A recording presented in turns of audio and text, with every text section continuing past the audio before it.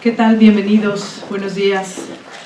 Les damos la más cordial bienvenida a nuestra conferencia mensual, nuestra rueda de prensa mensual, en donde me voy a permitir presentar a los miembros del Presidium, encabezados por nuestro presidente nacional, el maestro Ángel García Lascurain Valero, al maestro Mario Augusto Correa Martínez, vicepresidente del Comité Técnico Nacional de Estudios Económicos, y su servidora Lili Domínguez Ortiz, presidente del Consejo Técnico. Sin más preludio, le cedo la palabra a nuestro presidente, el maestro Ángel García Lascurain.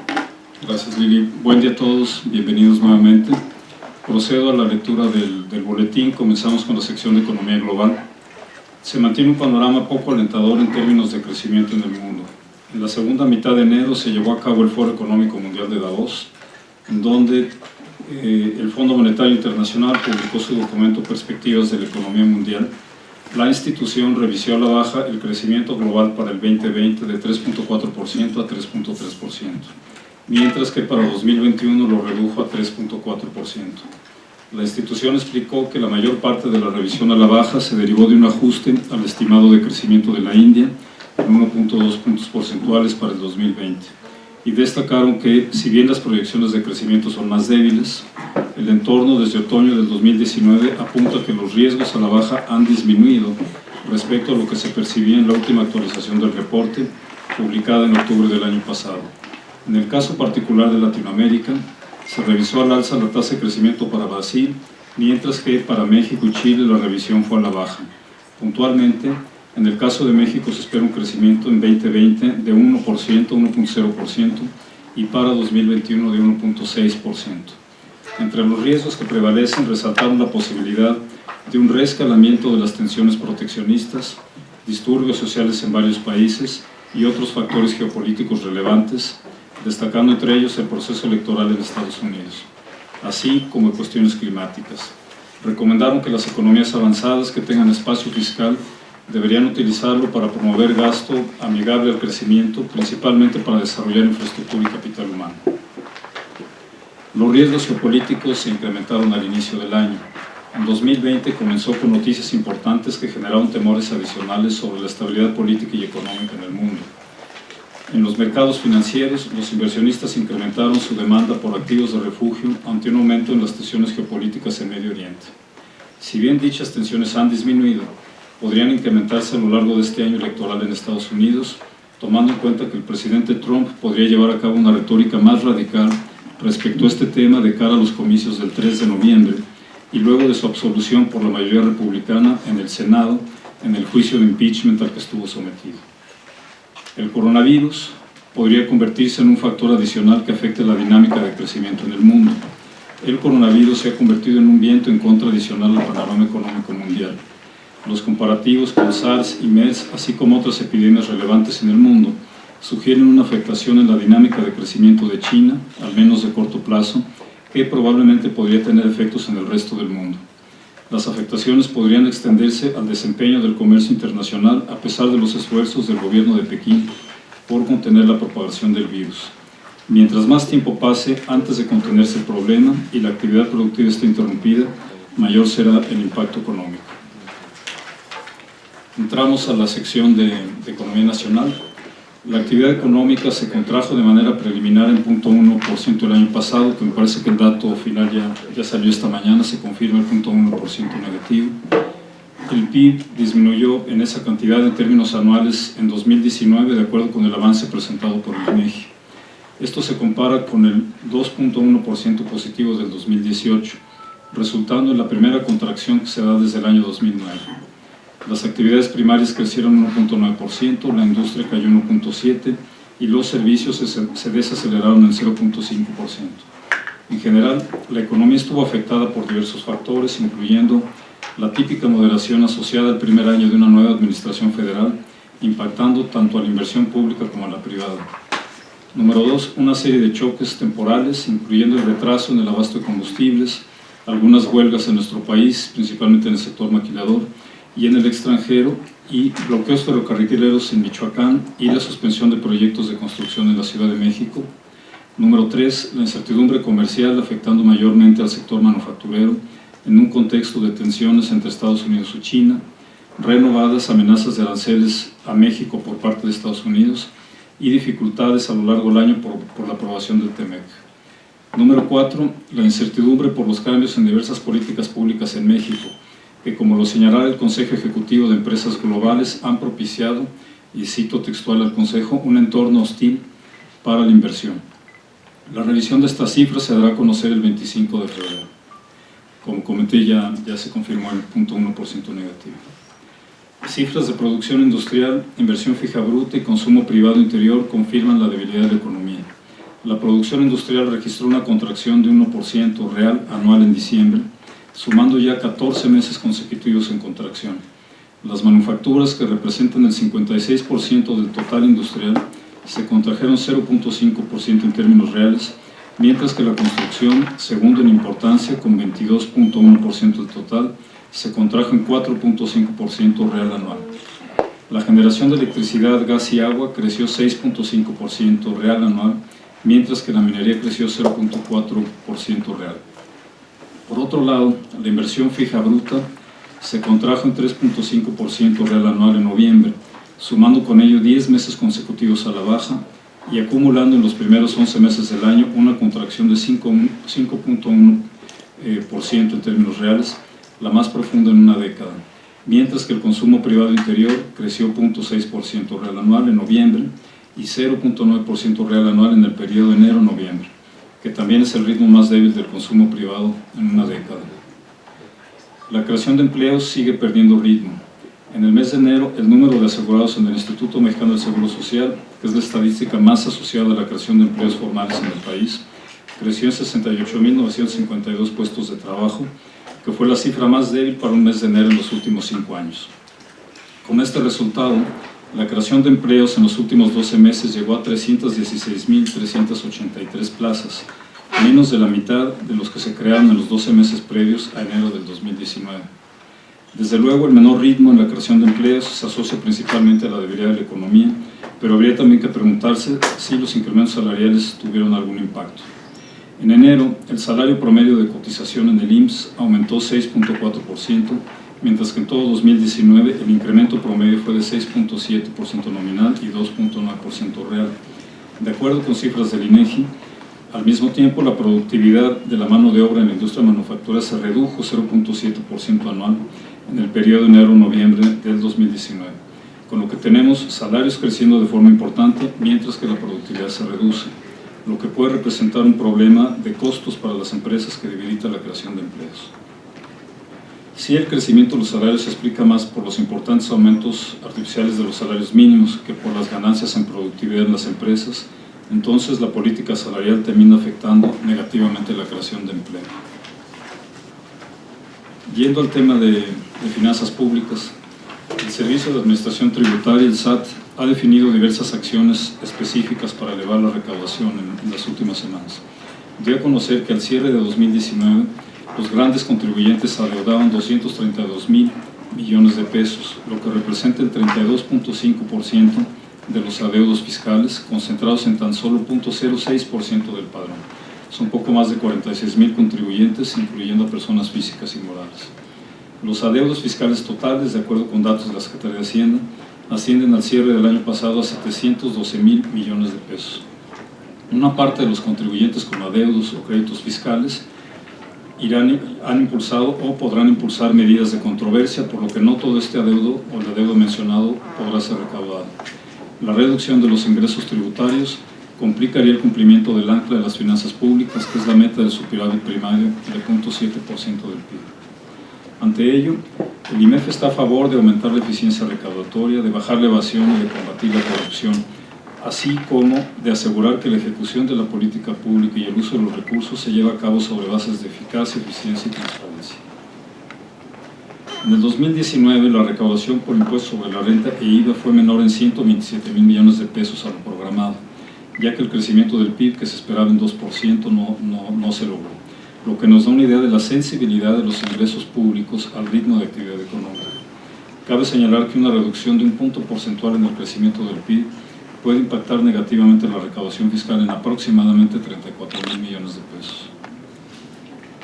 Es fundamental y apremiante impulsar condiciones que atiendan de fondo las causas de la reducción de la inversión e impulsen el crecimiento económico para preservar la estabilidad de las finanzas públicas. Por otro lado, la Comisión Nacional de Hidrocarburos informó que la producción nacional de petróleo, incluyendo a Pemex y a las compañías privadas, alcanzó una plataforma de 1.7 millones de barriles diarios en el mes de enero, el mayor nivel en los últimos 15 meses. Con ello, la producción registra 4 meses al alza. La Secretaría de Hacienda estimó una producción petrolera nacional de 1.95 millones de barriles diarios en 2020, que representa un avance de 13% respecto al nivel ya elevado obtenido en enero. La producción se compondrá de 85,000 barriles diarios por parte de privados, de los cuales se espera se incrementen de 0.5% en la actualidad 5% su participación en la extracción nacional al cierre del próximo año.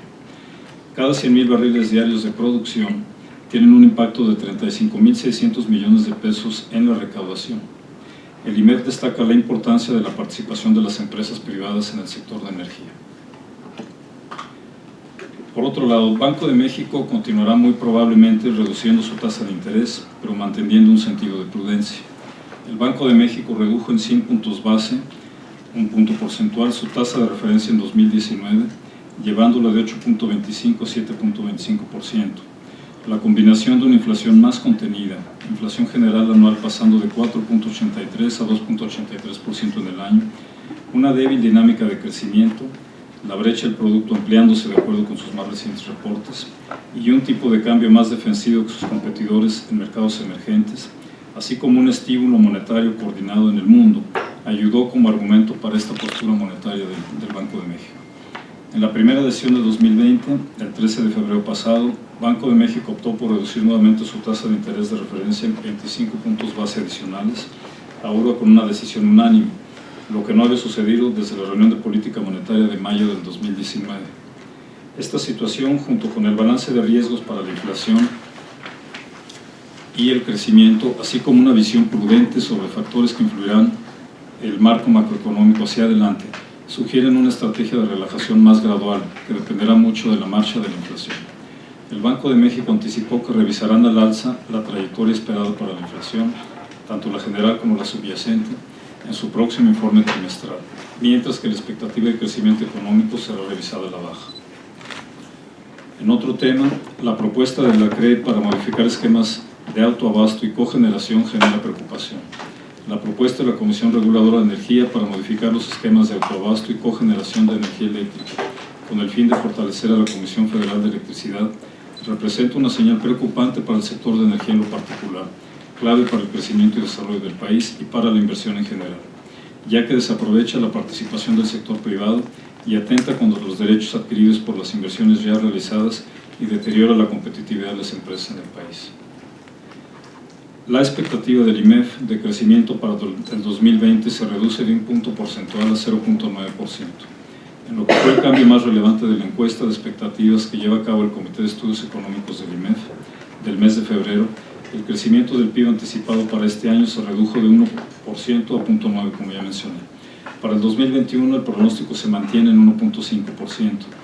Los pronósticos de tipo de cambio para ambos años se reducen de forma moderada, mientras que los pronósticos de creación de empleo se mueven de forma heterogénea, bajando un poco para 2020 y subiendo ligeramente para el 2021. Mientras que la expectativa para la tasa de política monetaria se reduce a 6% para el cierre del 2021. Como ya se planteó en el mes de enero, lo más probable es que el panorama de 2020 continuará mostrando una debilidad que dificultará alcanzar un crecimiento más acorde con el potencial de la economía mexicana. En el balance para el año hay factores positivos así como factores de riesgo. Entre los factores positivos que vemos para este año está la aprobación del TEMEC y la posibilidad de que propicie nuevas inversiones, la reducción de tensiones comerciales entre China y Estados Unidos, el crecimiento económico aceptable en Estados Unidos y la reactivación esperada de la inversión pública, entre otros factores. Respecto a aquellos elementos de riesgo que prevalecen en el 2020 se encuentran los impactos en finanzas públicas, como ya mencionamos antes, que puedan venir del menor crecimiento a lo que se tiene presupuestado en el presupuesto de egresos, menor precio del petróleo y plataforma de producción. La calificación de Pemex y la deuda soberana, menor generación de empleo, la inseguridad y el Estado de Derecho, la confianza, la creación de condiciones de confianza para reactivar la inversión privada y la inflación mayor al 2019. Entre los factores externos, las elecciones en Estados Unidos y el impacto del coronavirus. En la última página del boletín tienen el detalle de las expectativas, con el crecimiento del Producto Interno Bruto a 0.9, la inflación para fin de año en 3.5, menos 2.3% en el balance público tradicional, la tasa de política monetaria en 6,5, el empleo en el Instituto Mexicano del Seguro Social ligeramente menor, 415,000 plazas, 19.8 para el tipo de cambio y cuenta corriente 1.1 negativo como porcentaje del PIB, y tienen también la tabla del 2021. Ese es el boletín, estamos a sus órdenes para sus preguntas. Sí, enfoque, Ernesto Gloria. Buenas tardes a todos. Don Ángel, yo quiero preguntarle de la expectativa que tienen del impacto del coronavirus para México. Si bien para China, de acuerdo a lo que se ha señalado, sería pues un efecto V de rápido rebote, la economía de China y de México son muy distintas. Para México, ¿qué tanto le impactaría? Y por otra parte, preguntarle respecto a este señalamiento que hace el IMED de las inversiones público-privadas. Ha sido reiterado este llamado, tanto de los ejecutivos de finanza, de la iniciativa privada, sin embargo, parece que no tiene eco en el gobierno, concretamente en el presidente López Obrador. ¿Esto abonaría a la incertidumbre aún más? Muchas gracias.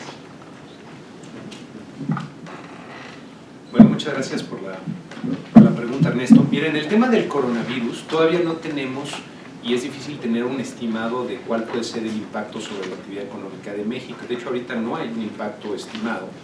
El crecimiento que estamos planteando aquí en la encuesta no incorpora ningún tipo de impacto. Y es difícil porque todavía es un proceso que está dándose en estos momentos. Todavía no se ha logrado ni contener el problema. Ahora con los nuevos contagios que se están dando, especialmente en Italia, en donde no parece haber alguna relación real con los demás, nos deja claro que el problema sigue, ¿no? Y además del problema de salud pública, el problema para la economía es que está interrumpiendo la actividad cotidiana en muchos países, y esto va a tener un impacto que va a ser claramente negativo, dependiendo de cuánto tiempo dure. Puede ser de una magnitud mayor o menor, y no sabemos todavía qué tan significativa va a ser la magnitud de este impacto. Depende de hasta qué momento se controle el problema y cuándo empiece ya a reducirse el número de contagios. Lo que sabemos es que va a haber un impacto negativo. Para China ya están bajando los pronósticos de crecimiento de la actividad económica de forma sensible. Originalmente se tenían niveles de 6% en el mundo, y ahorita ya muchos analistas han estado revisando a la baja hacia niveles casi del 5%, entonces ahí el impacto va a ser perceptible. Dentro de la zona económica de influencia de China, pues hay impactos en algunas economías relacionadas. Para México puede haber varios canales a través de los cuales nos afecte en temas, por ejemplo, como el turismo, en la medida en que se empiecen a tomar estas medidas de contención y esto complique los flujos de turismo, los flujos de comercio, por ejemplo, puede llegar a haber afectaciones. Ahorita en Corea del Sur ya se están empezando a dar cierres de algunas plantas que producen diferentes tipos de insumos para algunas industrias como la automotriz.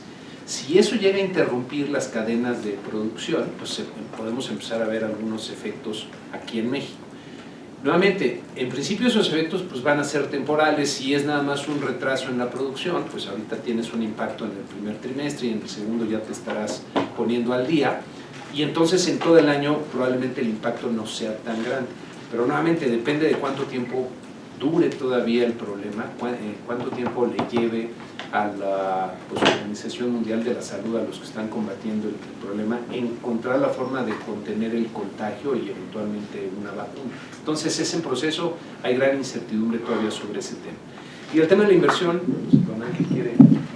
Pero nada más en ese tema, Mario. Ajá.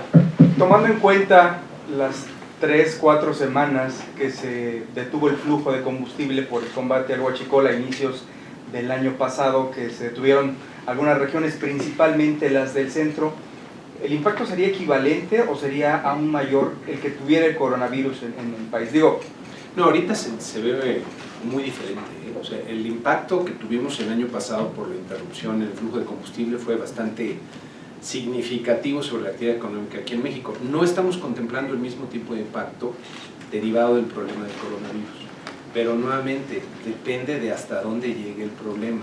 Digamos que en los pronósticos económicos de muchos analistas se hacen una serie de supuestos, y en el caso de este problema, yo lo que he visto es que ya para abril se supone que el problema debería estar contenido, que ya debería de estar descendiendo significativamente el número de nuevos contagios.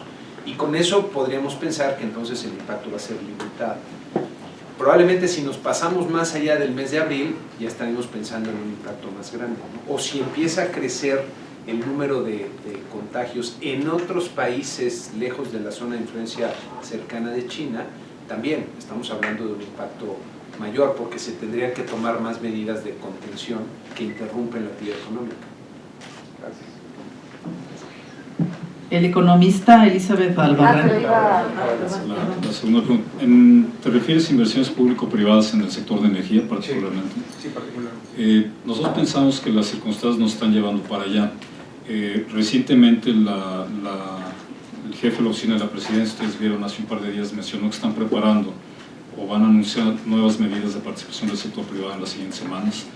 Nosotros estamos a la expectativa para conocer esas medidas, pero lo veríamos como una señal positiva, una señal de confianza, el que se recapacitara sobre cuál debe ser el rol del sector privado en las inversiones en general en el sector de energía. Estamos a la expectativa de ello. Pero como mencionaba, las circunstancias nos están llevando para allá por el tema de finanzas públicas. La expectativa de crecimiento que vemos, el impacto que puede generar sobre la recaudación, la dificultad de llegar al nivel de producción petrolera con recursos públicos en condiciones de precariedad de presupuesto, y si lo vemos de largo plazo, la importancia del sector para apoyar el crecimiento económico en el medio y largo plazo, nos parece que eventualmente van a llevar a una decisión de mayor participación de la empresa privada. Entonces, creemos que las siguientes semanas son críticas, no para definir eso, pero pensamos que estamos yendo para allá, tanto por los anuncios recientes, no de la presidencia, como por el tema de finanzas públicas. Entonces, ¿en dónde ven este factor de riesgo que señalan aquí en sus expectativas para la confianza en la inversión? ¿Cuál es ese factor de riesgo? Bueno, es mucho más amplio el tema, ¿no? El tema de predictividad de las inversiones me parece que es el marco general que detona la confianza. Los inversionistas, las empresas, deben tener un marco de predictibilidad con niveles de riesgo gestionables para llevar a cabo esa inversión.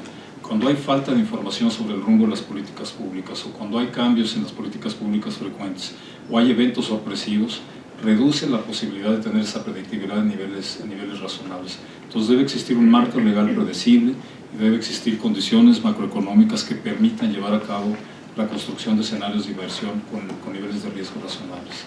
Yo creo que los cambios constantes o la falta de información es lo que menos abona la confianza para la inversión. Por último, para no se convierta en un diálogo, el presidente anuncia este fin de semana que se revisará el esquema de pensiones para México. ¿Esto tiene que ver con este cambio de reglas que acaba de señalar?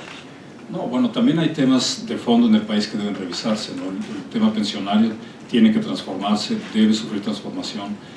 Yo creo que no permanecer estáticos no ayuda, ¿no? Hay temas que sin duda tienen que analizarse y tienen que cambiar en México en el mediano y largo plazo. Yo creo que no hay que confundir la transformación de temas que son necesarios de fondo con el cambio de reglas de manera coyuntural. Gracias. Yo creo que es muy importante el tema de la inversión, especialmente en el sector de energía, que una de las grandes ventajas competitivas que tiene la región de América del Norte, ahora que acabamos de, pues ya estamos a punto de que Canadá le dé el último palomazo al TEMEC, es justamente la disponibilidad de una gran cantidad de energía a precios muy bajos. Eso le da una gran competitividad a la industria de la región, y para desarrollar ese sector de energía es fundamental la inversión del sector privado. El sector público no tiene los recursos ante la gran cantidad de temas que tiene la agenda para dedicarle las cantidades de inversión que se requieren en ese sector. Entonces sería muy deseable que se aprovechara esa gran ventaja competitiva que tenemos para permitir ese tipo de inversiones y desarrollar este sector, que es uno de los que podría generar más inversiones, empleos y prosperidad hacia el futuro. Ok, el economista Elizabeth Albarrán. Hola, buenas tardes. Pues yo sí quisiera insistir un poco en el tema del coronavirus. Bueno, si bien todavía es muy temprano para estimar un impacto en la economía mexicana y que tampoco lo están considerando en la reducción que están teniendo para el PIB de 2020. A mí sí me gustaría saber un poco de pronto, entonces, ¿qué va a pasar, por ejemplo, en sectores como la manufactura o el petróleo, que a lo mejor están más relacionados con China? Entonces, ahí todavía no han hecho como un análisis de qué sectores entonces podrían ser los más afectados en caso de que pues sí se vuelva una pandemia más grave. Y también quisiera preguntar, si no es por el coronavirus, ¿por qué reducen su estimación de crecimiento? Ustedes sí están viendo que el gobierno está aportando, o si realmente está ayudando, el que el gobierno está acelerando las licitaciones, las inversiones para que la economía crezca. ¿Está siendo suficiente estos movimientos administrativos que está haciendo el gobierno para reactivar la economía, o todavía no los ven tan buenos? Muchas gracias, Elizabeth. Mira, sí hay varios análisis que estamos haciendo, no tenemos nada todavía concluyente. Sabemos que hay ciertos sectores que se pueden ver impactados. Tú mencionas correctamente el tema del petróleo. En la medida que China baja sus perspectivas de crecimiento, bajan las perspectivas también de demanda de petróleo y baja el precio del petróleo. Lo hemos visto en los últimos días, semanas. Esa sí podría ser un factor que llegara a afectar tanto las finanzas de Pemex como las finanzas públicas. Están cubiertas los ingresos petroleros a $49, que creo que la mezcla mexicana ya anda muy cerca de esos niveles en los últimos días. Si sigue el problema y sigue bajando el precio del petróleo, ahí sí se puede convertir en un tema. ¿Te puedes acercar el micrófono? Es que estoy sorda.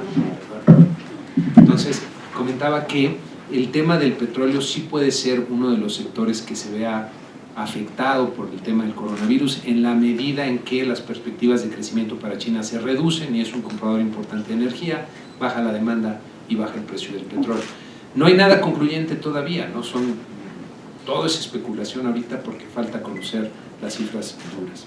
Entonces ahí la dejaría. Sí, puede haber muchas afectaciones, pero digo, podemos estar haciendo 20,000 escenarios diferentes. Es un tema que preocupa, eso queda claro, ¿no?